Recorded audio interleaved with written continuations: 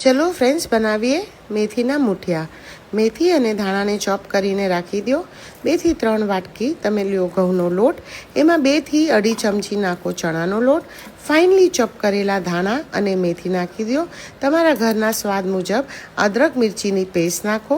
1/2 થી 1/4 ચમચી લસણવાળી ચટણી નાખો. સ્વાદ મુજબ નમક નાખો. ધાણા જીરું પાવડર 1/2 થી 1/4 ચમચી. 1/2 ચમચી જેટલી હળદર નાખો. 1/2 ચમચી જેટલું લાલ મરચાંનો ભૂકો નાખો. 1 ચૂટકી ભરીને તમે એમાં નાખી શકો છો અજમો. પછી એમાં નાખો 1 થી 1.5 ચમચી ખાંડ.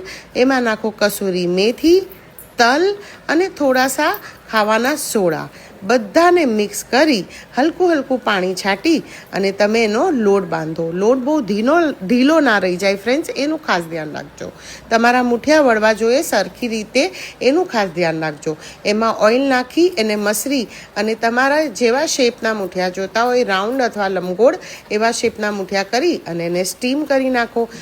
15 થી 20 મિનિટ સ્ટીમ કર્યા પછી ચાકુ લગાડીને જોઈ શકો છો કે તમારે ચાકુમાં લોટ ચીપકીને નથી આવતો, એનો મતલબ તમારા મૂઠિયા રેડી થઈ ગયા છે. હવે એને કટ કરી નાખો રાઉન્ડ શેપમાં અને પછી એક કઢાઈમાં મસ્ત 2 થી 4 ચમચ સુધી ઓઇલ લો. એમાં રાઈ નાખો, તલ નાખો અને એનો વઘાર કરી દો ધીમા. ગરમા ગરમ ચા સાથે એની મજા માણો. Thank you friends.